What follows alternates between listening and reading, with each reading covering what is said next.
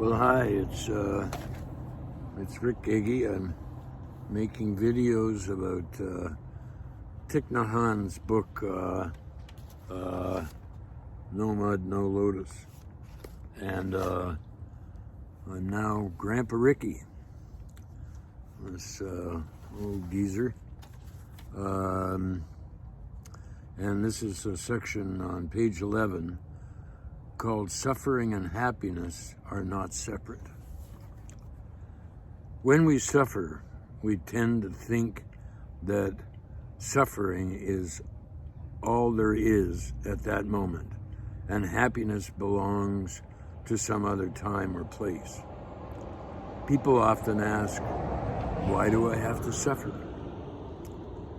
Thinking we should be able to have a life without suffering is as deluded as thinking we should be able to have a left side without a right side.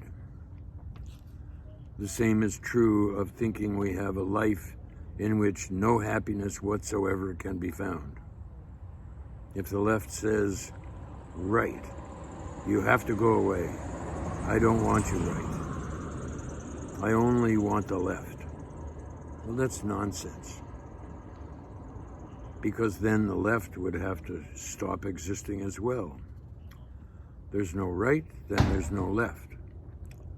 Where there is no suffering, there can be no happiness either, and vice versa. If we can learn to see and skillfully engage with both the presence of happiness and the presence of suffering,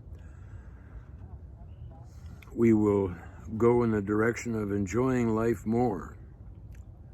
Every day we go a little further in that direction, and eventually we realize that suffering and happiness are not two separate things. Cold air can be painful if you aren't wearing enough warm clothes. But when you're feeling overheated or you walk outside with proper clothing, the embracing sensation of cold can be a source of feeling joy and aliveness. Suffering isn't some kind of external, objective source of oppression and pain.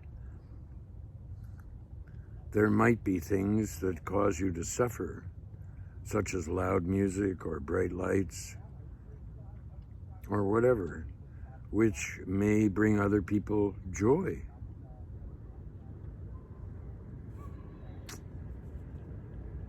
There are things that bring you joy that annoy other people.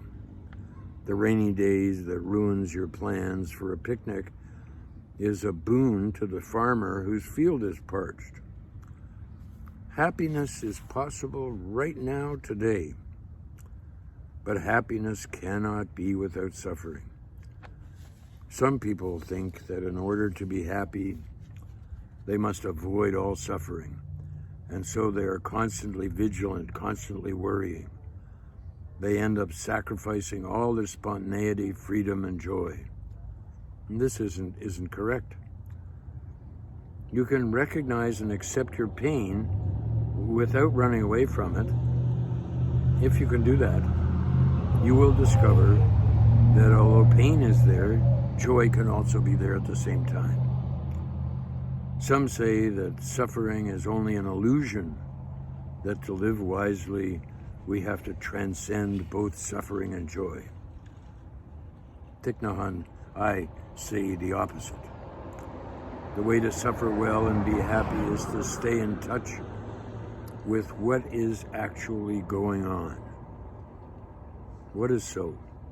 In doing so, you will gain liberating insights into the true nature of suffering and the true nature of joy. And I don't know about you, but I find that just so beautiful and helpful. And I hope that you share what you find as beautiful and helpful, and how you get through the dark times. Somehow, you go to the I think Rick Geggie, I don't know what it's called, and there'll be a Google page there, and you can put down the links that you have made and the comments you've made and the podcasts you've made and all that kind of stuff. And then somebody, I hope, will censor it and take out any swear words. And I love to swear. Oh, God. There, I just did it again. And hate speech, there's enough of that. So please learn to communicate nonviolently. Okay? Thanks a lot.